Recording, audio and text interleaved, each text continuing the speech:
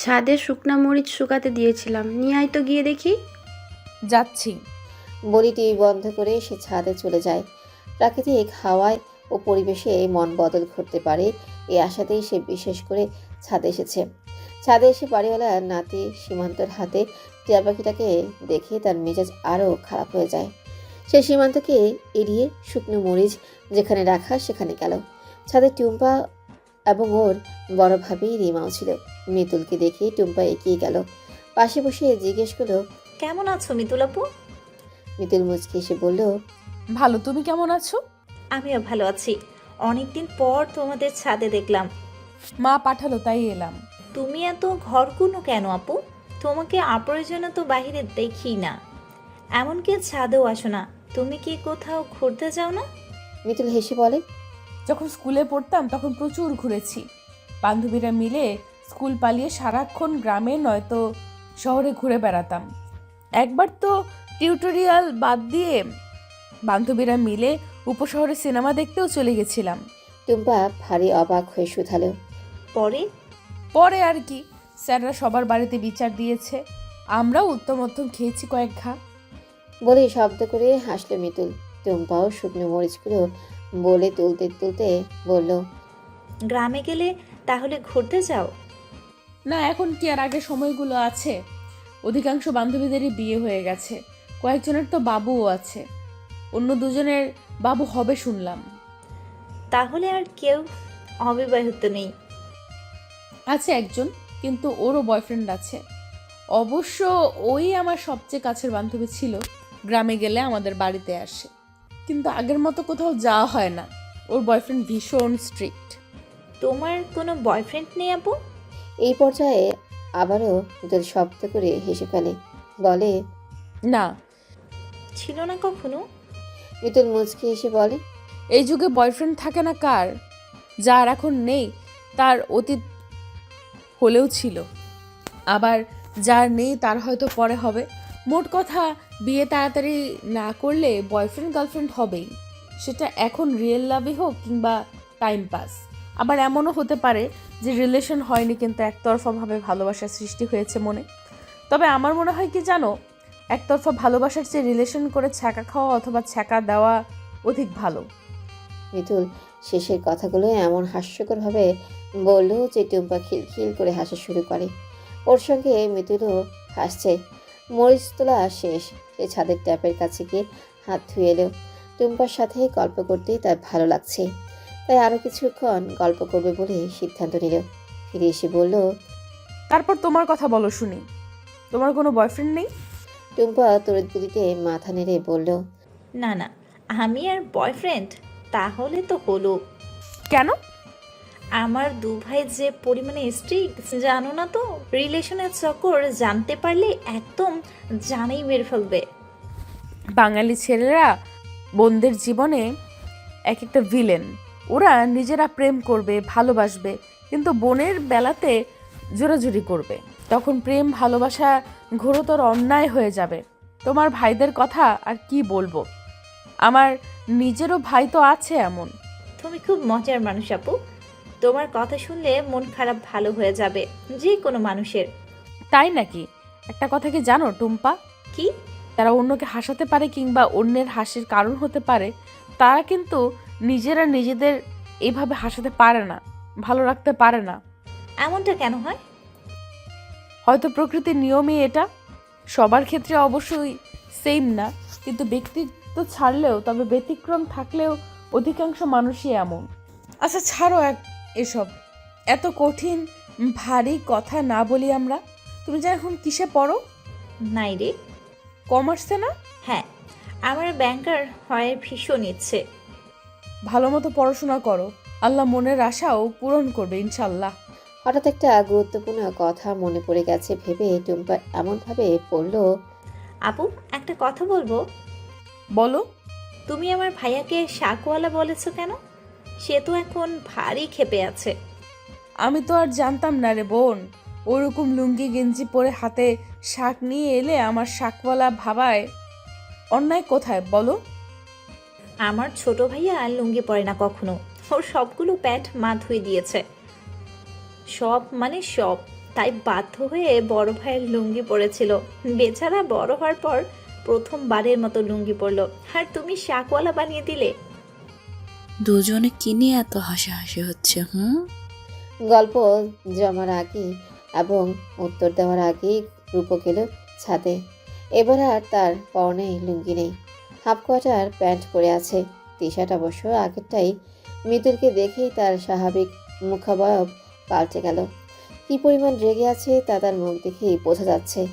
নাক মুখ ফুলিয়ে এগিয়ে এসে বলল, ভাবি, ভাইয়া এসেছে, ডাকে তোমাকে।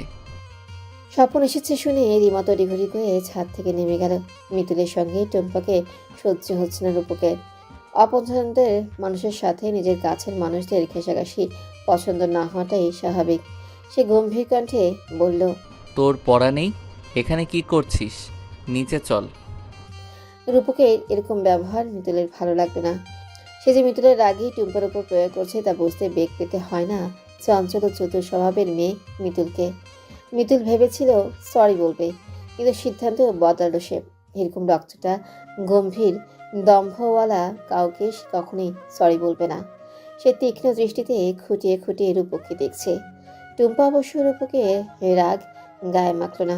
সে হেসে হেসে বলল, তোমাকে নিয়েই কথা হচ্ছিল। এ কথা শুনে যার পর নয় অবাক হয়ে যায় রূপক। তাকে নিয়ে গসিপ হচ্ছে, নিশ্চয়ই মেয়েটা উল্টাপাল্টা কথা বলছে তার নামে। আর তার যে গুণধর বোন জীবনের প্রতিবাদ তো করবেই না, উল্টো তাল মিলিয়ে হি হি হা হা করবে। ঘর শত্রু বিভীষণ যাকে বলে আর কি। রূপক পূর্বের ন্যায় গম্ভীর কণ্ঠে বলে উঠল, আমাকে নিয়ে কি গসিপ করছিস? তোমার শাকওয়ালা হওয়ার গল্প শুনছি। মজা নিচ্ছিস? এতটাও অধপতন হলো যে এখন বাইরের একটা মেয়ের কাছে বড় ভাইকে নিয়ে মজা উড়াচ্ছিস? এই জন্যই বলি, যার তার সাথে মিশবি না। তুই শুধু এসএসসি পরীক্ষাটা দে, তোকে আমি চীনে নিয়ে যাব। এদেশের মানুষ এবং কালচার একদম অপছন্দ আমার। মিতুল এতক্ষণ চুপ থাকলেও এবার আর চুপ করে থাকতে পারল না। সেই রূপকে দম্ভ ভাঙতে দুহাত বগল দাবা করে নড়ে চড়ে দাঁড়িয়ে বলল, এই যে বিলেতি মুলা, সরি ভাইয়া, এত কিসের অহংকার আপনার? তুমি আমাকে প্রথমে কি বলে ডাকলে? যা শুনেছেন তাই। বিদেশ থেকে পড়াশোনা করেন বলে আকাশে ওড়ার তো কিছু নেই। অবশ্যই বিদেশ উন্নত, ওদের কালচারও উন্নত, তাই বলে আপনি কেন এত বড়াই করবেন? আপনি কি জন্মসূত্রে বিদেশি? বাংলাদেশের কালাচান হয়ে যদি বিলেতি মুলা হওয়ার ভাব ধরেন তাহলে তো সমস্যা। রূপক দাঁত কিরমির করে বলে, তুমি কিন্তু লিমিট ক্রস করে কথা বলছো। সেই সুযোগটাও তো আপনিই করে দিয়েছেন। আপনার কপাল ভালো যে আমার গোষ্ঠীর কেউ পুলিশ লাইনে নেই। থাকলে কি করতে তুমি? এতক্ষণে জেলে পাঠানোর ব্যবস্থা করতাম। বাংলাদেশের মানুষ হয়ে বিদেশে নিয়ে এই দেশের মানুষ নিয়ে কটূক্তি করার স্বাদ মিটিয়ে দিতাম। রাজাকার কোথাকার। আমি রাজাকার? অবশ্যই।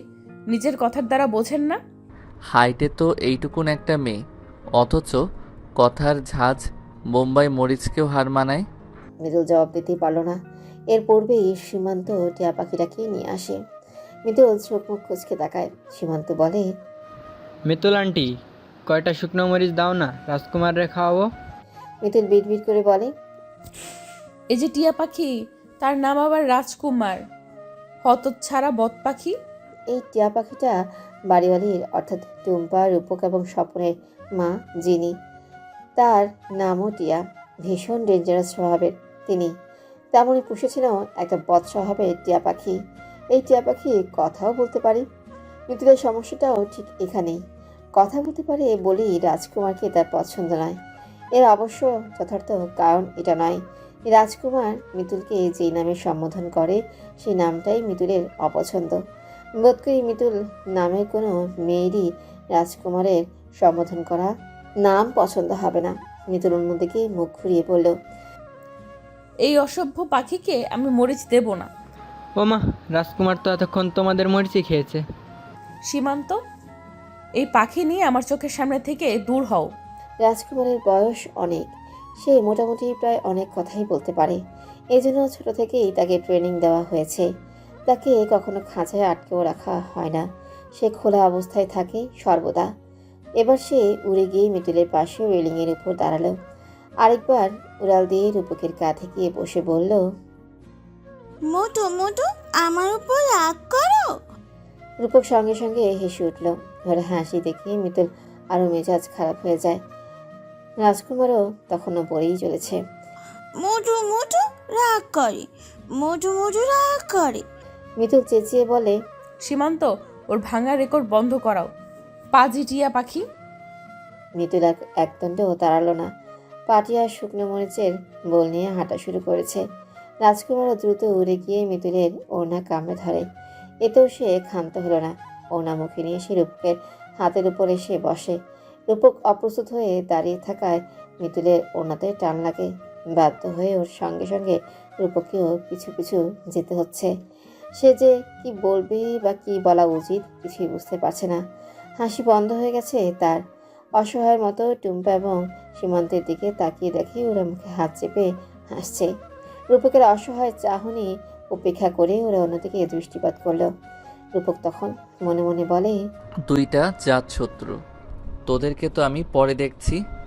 সে প্রাণ চেষ্টা করেও রাজকুমারের মুখ থেকে মিতুলের ওড়না ছাড়াতে পারছে না।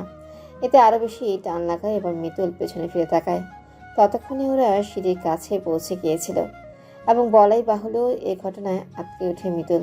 রূপকের হাতের মুঠোয় এবং রাজকুমারের মুখে নিজের ওড়না দেখে বিস্মিত হয়ে বলে, দুজন মিলে ওড়না ধরে টানাটানি করছেন কেন? আশ্চর্য! এগুলা কেমন ধরনের বেয়াদবি? মানুষ এমন হয় জানতাম, তাই বলে পাখিও? রূপক বোবার মতো ফ্যাল করে তাকিয়ে রয়েছে। সে মুখে তো বলতে যাচ্ছে অনেক কিছুই, কিন্তু মুখ দিয়ে একটা শব্দ বের হচ্ছে না। এরকম ঘটনা ইতিপূর্বে কখনোই তার সঙ্গে ঘটেনি। সে বারবার প্রবোধ গুনছে, এরকম ঘটনা যদি ঘটারই ছিল তাহলে অন্য কোনো মেয়ের সহিত করতো। এই দুনিয়ায় কি মেয়ের অভাব পড়েছে নাকি? মিতুলে গালমন্দ সে নীরবে সহ্য করে যাচ্ছে। মনে মনে বলছে, আরে মেয়ে, আমাকে তো খুব উপদেশ দিচ্ছিলে তখন, এখন তোমার নিজেরই বা এত কিসের দম্ভ? হ্যাঁ, তোমার ওড়না নিয়ে আমি করব কি? গলায় ঝুলিয়ে লাল দোপাট্টা উড়গাইরি বৈরি হাওয়াকে ঝোঁকেছে সে গানে প্রিয়াঙ্কা চোপড়ার মতো কোমর দুলিয়ে নাচবো, নাকি শাড়ি বানিয়ে ফ্যাশন শো করব? কিন্তু বেচারা মুখে কিছুই বলতে পারল না। কেবলমাত্র অসহায় দৃষ্টিতে মিতুলের মুখের দিকে তাকিয়ে বকাঝকা হজম করছে। নওশাদ বিষণ্ণ চিত্তে জ্যোতির মুখের দিকে তাকিয়ে আছে। সত্যিটা শোনার পরও জ্যোতির বিশ্বাস হবে কিনা কে জানে। সে নিজেকে ধাতস্থ করে বলল, আমি সত্যি দুঃখিত, কাজের চাপে ভুলে গেছিলাম। আমি আপনার জন্য 1 ঘন্টা যাবত অপেক্ষা করেছিলাম, যত্ন করে শাড়ি পরে সেজেছিলাম শুধু আপনার জন্য। কেঁদে কেঁদে বলল চৈতি। নওশাদ ইতস্তত হয়ে মায়ের দিকে তাকায়। শামসুন্নাহারও বাকহারা। তিনি ছেলের বর্তমান অবস্থা ঠাওর করতে পেরে জ্যোতির মাথায় হাত বুলিয়ে বললেন, শান্ত হও মা, ও যা করেছে ভুল করেছে, ক্ষমা করে দাও। চৈতি ফোপাচ্ছে। শামসুন্নাহার ইশারায় নওশাদকে কথা বলতে বলে নাস্তা আনতে গেলেন। নওশাদ বসল চৈতির মুখোমুখি একটা সোফায়। সে পুনরায় নিজের ভুল স্বীকার করে ক্ষমা চাইল। ধীরে ধীরে চৈতিরও কান্নার গতি কমে আসছে। শামসুন্নাহার নাস্তা নিয়ে এলেন। চৈতি খাবে না, সে মাথা নত করে বসে আছে। শামসুন্নাহারের জোড়াজড়িতে শুধুমাত্র এক চুমুক শরবত খেল। কান্না থামার পর সে বুঝতে পারে যে সে কি করে ফেলেছে। আবেগের বশে অভিমানের সূত্র ধরে এভাবে সরাসরি নওশাদের বাড়িতে আসা উচিত হয়নি। এছাড়া সে আবেগের বশীভূত হয়ে আরও একটি ভুল কাজ করে ফেলেছে, নওশাদকে জড়িয়ে ধরে। কিন্তু সেই বা কী করবে? নওশাদ এত অল্প সময়ে তার মনে জায়গা করে নিয়েছে যে সে নওশাদের এই অবহেলা মানতেই পারেনি। তাই তো সব কিছু ভুলে গিয়ে এখানে এসে উপস্থিত হয়েছে। কিন্তু এখন সে সত্যি ভীষণ লজ্জিত। সাইড ব্যাগ কাঁধে ঝুলিয়ে সে উঠে দাঁড়ালো। ম্রিয়মান কণ্ঠে বলল, আই এম সরি আন্টি, এভাবে বাড়িতে আসাটা আমার ঠিক হয়নি। প্লিজ মেয়ে ভেবে ক্ষমা করে দিবেন। কি যে বলো, এসেছো বেশ করেছো, আমি ভীষণ খুশি হয়েছি। খাওয়া দাওয়া করে তারপর তুমি যাবে। না আন্টি, ভাগ্যে থাকলে আর আল্লাহ চাইলে নিশ্চয়ই একদিন আসবো, এখন আমাকে যেতে হবে। তিনি আর জোর করলেন না। নওশাদকে বললেন চৈতিকে এগিয়ে দেওয়ার জন্য। যদিও চৈতি বারংবার বলছিল নওশাদের আসার প্রয়োজন নেই, তথাপি মনে মনে ঠিকই চাইছিল নওশাদ আসুক। নওশাদ অবশ্য চৈতির বারণ শুনল না। সে চৈতির সঙ্গেই বাড়ি থেকে বের হলো। একটা রিক্সা নিয়ে বসলো পাশাপাশি। নওশাদের তেমন কোনো অনুভূতি নেই। পাশে সুন্দরী রূপবতী একটা মেয়ে বসা, এসব বোধবুদ্ধি কিংবা চিন্তা তাকে টানছে না। এখনও সে মিতুলের মাঝেই সীমাবদ্ধ হয়ে আছে। মাকেও সময়ের বিলম্বে মিতুলের কথা বলা হয়ে উঠল না। অন্যদিকে চৈতির মনে রং বেরঙের প্রজাপতি উঠছে। খুব ইচ্ছে করছে নওশাদের হাতটা ঝুরিয়ে ধরতে, কিন্তু এটা বাড়াবাড়ি হয়ে যায়। এতটাও হ্যাংনামি একটা মেয়েকে অন্তত মানায় না। সে মন ভরে নওশাদকে দেখে তৃষ্ণা মেটাচ্ছে। সকাল 7টা বাজে মিতুলের ঘুম ভাঙে। ফ্রেশ হয়ে রেডি হয় কলেজে যাওয়ার জন্য। বর্তমানে মিতুল কেমিস্ট্রি ডিপার্টমেন্টে স্নাতক প্রথম বর্ষে ভর্তি হয়েছে।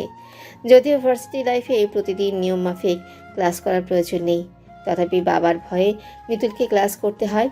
নতুবা কে যায় সকালে আরামের ঘুম হারাম করে ক্লাস করতে। মিতুল রেডি হয়ে ডাইনিংয়ে আসে। সবার খাওয়া দাওয়া শেষ। মা বোধহয় শুয়েছে আবার, তাই সে মমতা বেগমকে অযথাই আর ডাকল না। টেবিলে নাস্তা সাজানোই ছিল। নাস্তা করে রুমে যায় ব্যাগ আনতে। তখন টেবিলের উপর অচেনা যুবকটির শার্ট দেখতে পায়। শার্টটিকে সে কলেজে নিয়ে যাবে, যদি ছেলেটির সঙ্গে দেখা না হয়। ভাবলেও শার্ট আজ নেবে না। আজ কলেজ থেকে এসে শার্ট ধুয়ে ইস্ত্রি করে রাখবে। আগামীকাল সাথে করেই নিয়ে যাবে। যদি দেখা হয় তাহলে ফেরত দেবে। সেটাকে যে খুঁজে বের করবে তারও তো কোনো উপায় নেই। সেটা তখন আইডি কার্ড শো করলো। তখন মৃদুল তো কার্ডের নাম ডিপার্টমেন্ট কিছুই খেয়াল করেনি। জাস্ট কার্ডের ফিতা দেখে বিশ্বাস করেছে ছেলেটি আর সে একই ভার্সিটি স্টুডেন্ট। শার্ট এবং চিন্তাভাবনা উভয়ই মাথা থেকে ছেড়ে ফেলে সে ব্যাগ নিয়ে মায়ের কাছে যায়। মায়ের থেকে বিদায় নিয়ে সরাসরি চলে যায় ক্যাম্পাসে। পৌঁছে আগে সে রায়া এবং আরশিকে কল করে। এই দুজন মিতুলের নতুন ফ্রেন্ড। ভর্তি হওয়ার পর ওদের সঙ্গেই প্রথম আলাপ হয়েছিল। আরশি ক্লাসে আছে, কিন্তু রায়া এখনো আসেনি। সে গাড়িতেই। মিতুলও তাই ক্লাসে চলে গেল। ওকে দেখেই রিয়াদ এগিয়ে আসে। এসে জিজ্ঞেস করে, কেমন আছিস? মিতুল মুখ গোমরা করেই উত্তর দেয়, ভালো। কি হয়েছে? মন খারাপ নাকি? না। তাহলে মুড অফ কেন? মিতুল প্রলম্বিত শ্বাস নিয়ে বলে, সত্যি করে বলো তো, আমার জামায় কাদা লাগলো কিভাবে? আমি জানবো কি করে? আমি বাড়ি থেকে ভালো জামা পরে এসেছিলাম। গতকাল বৃষ্টিও হয়নি যে রাস্তা থেকে কাদা ভরবে। তার মানে কেউ ইচ্ছে করে লুকিয়ে সুযোগ বুঝে জামাতে কাদা লাগিয়ে দিয়েছে। রিয়াদ কাজ ঝাঁকিয়ে বলল, হতেও পারে, কিন্তু কলেজে আবার তোমার শত্রু কে? তুমি নাও তো। দূর যা, আমি কেন এমনটা করতে যাব? আমি তো উল্টো তোমাকে হেল্প করছিলাম। মিতুল তীক্ষ্ণ দৃষ্টিতে তাকিয়ে থাকে। তার কেন জানি মনে হচ্ছে এই কাজটা রিয়াদই করেছে। অন্তত ওর চোখ মুখ হাসি ও কথার ধরনে এটাই মনে হচ্ছে। নবীনবরণ অনুষ্ঠান হয়েছে ক্লাস শুরু হওয়ার 2 দিন পর। এরই মাঝে মিতুল শুধু একদিন ক্লাস করেছিল। আর তখনই সে লক্ষ্য করেছে রিয়াদ ছেলেটি অত্যন্ত গায়ে পড়া স্বভাবে। তার মতো যেসব মেয়ে গায়ে পড়া স্বভাবে তাদের সঙ্গেই রিয়াদের সখ্যতা গড়ে উঠেছে। অন্যদিকে যারা মিতুলের মতো তাকে পাত্তা দেয়নি, মূলত তাদের পেছনেই রিয়াদ লেগে আছে। হতে পারে ওদের মধ্যে রিয়াদের প্রথম টার্গেট মিতুল। কিন্তু রিয়াদ তো আর জানে না যে মিতুলকে কবজা করা অত সহজ ব্যাপার নয়। মিতুল রিয়াদের সঙ্গে আর কথা না বাড়িয়ে আরশির পাশে গিয়ে বসলো। আরশি এতক্ষণ দূর থেকে ওদের কথা বলতে দেখলেও কথোপকথন শুনতে পায়নি। তাই সে মিতুলের কাছে জানতে চায়, কি হয়েছে? কিছু না। রায়া আসেনি এখনো? না, কাল তুমি কখন চলে গেলে? বললেও তো না। ভালো লাগছিল না, তাই কিছু না বলেই চলে গেছিলাম। সরি। দুজনে কথা বলতে বলতে রায়াও চলে আসে। তিনজনের কথোপকথন গল্পগুজব মিনিট 5 চলে। এরপর ক্লাসের স্যার চলে আসায় যে যার সিটে গিয়ে বসে পড়ে। রিনভি 2 হাত বগল দাবা করে দাঁড়িয়ে আছে। তার চক্ষু যুগল রক্তাভ, দৃষ্টিতে আগুনের স্ফুলিঙ্গ। পারছে না শুধু সম্মুখে অ্যাটিটিউড নিয়ে দাঁড়িয়ে থাকা টুটুলকে চোখের দৃষ্টি দিয়ে ভস্ম করে দিতে। টুটুল বাম হাতে ঘড়িতে সময় রেখে কিছু বলতেই যাবে, রিনভি চিবিয়ে চিবিয়ে বলল, সময়ের দোহাই আমাকে দিতে যাবে না। আপনার সময়ের ধার আমি ধারি না। ঋণবীরেরও সময়ের দাম রয়েছে। টুটুল প্রলম্বিত শ্বাস নিয়ে বলল, আমি জানি প্রতিটা মানুষেরই সময়ের দাম রয়েছে, আপনারও ঠিক সেই জন্য আমি বলতে যাচ্ছি, এভাবে চুপচাপ দাঁড়িয়ে না থেকে যে কথা বলার জন্য আমরা দেখা করছি সেই বিষয়ে কথা বলা উচিত। কথা তো অবশ্যই বলবো, বলার জন্যই তো দেখা করেছি। তার আগে আমরা কোথাও বসি, কোনো রেস্টুরেন্টে। Never ever. আপনার সঙ্গে কোথাও কোনো রেস্টুরেন্টে কেন, জাহান্নামেও যাব না। প্রয়োজনে গঙ্গায় প্রাণ বিসর্জন দেব, তবু আপনার সঙ্গে বসবো না। বেশ, কিন্তু এত রেগে কেন আছেন আমার উপর? রাগ করার কি যথেষ্ট হেতু নেই? সেই কারণটাই আমি জানতে চাচ্ছি। আপনি কি আমাকে রিজেক্ট করেছেন? রিয়েলি আই এম জাস্ট অবাক। মানে মিস্টার টুটুল, আই মিন আপনি আমাকে রিজেক্ট করেছেন, এই দিনটাও আমাকে দেখতে হচ্ছে। আপনার একটু ভুল হচ্ছে, আমি যে ডিরেক্টলি আপনাকে রিজেক্ট করেছি বিষয়টা কিন্তু তেমন নয়। আসলে বাবা মা প্রায়ই বিয়ের কথা বলে, এই মেয়ে ওই মেয়ে ছবি দেখায়। ঠিক সেভাবেই একদিন বলল যে তার খুব কাছের বন্ধু আছে অফিসে, তো তার মেয়ের সঙ্গে আমার বিয়ের আলাপ করতে চায়। আমি বারবারের মতো এবারও না করে দিয়েছি। আমি এখনই বিয়ে করতে চাই না। এই জিনিসটা যে কেন আপনার ইগোতে লাগলো আমি বুঝতে পারছি না। একুয়াল তো সেমই আনসার, যেভাবেই রিজেক্ট করেন না কেন, রিজেক্ট তো আপনি আমাকেই করেছেন। আপনি এখন বিয়ে করবেন না বললেন না, আর আমি তো আপনাকে বিয়েই করব না। এখন না, পরে না, যখন তখনও না। আমি তো এই ব্যাপারে জানতামই না। অবশ্য হঠাৎ করে ছোট ভাইয়ের কাছে শুনি এই কাহিনী, আমার বিয়ের কথা চলছে, আমি জানি না। অথচ ছেলে আমাকে রিজেক্ট করে বসে আছে। এত কিছুর পরও বুঝতে পারছেন না কেন? ইগোতে লেগেছে আমার। রেনভির সম্পর্কে না আপনার কোনো আইডিয়া নেই। আমার শুধু নিরফি কেন, ইনভি চিনভি কোনো ফি সম্পর্কে আসলে ধারণা নেই। মা বোন এবং নিকটে আত্মীয় মেয়ে বাদে নারী সমাজ থেকে একটু দূরে দূরেই থাকি সর্বদা। এর সর্বদাই বিপদ সংকুল। বাবা, নিজের মা বোন আত্মীয় মেয়েরা ধোয়া তুলসী পাতা, আর বাকি নারীরা বিপদ সংকুল। কি সুন্দর আপনার চিন্তাধারা। আমি তো বলিনি ওরা তুলসী পাতা, তবে বিপদ সংকুলও নয়, ওরা বিপদ সংকুলের বস। আমার মরণচণ্ডী বোন নিম পাতা, মেয়ে কাজিনরা করলা পাতা, আর আন্টি সমাজ ঘষেটি। তাহলে বুঝেন কেন এত ভীতি আমার। রেনভি প্রত্যুত্তরে বলার মতো কোনো ভাষাই খুঁজে পেল না। ফোঁস করে একটা দীর্ঘশ্বাস নিয়ে বলল, You are a really boring person. I can't tolerate you more.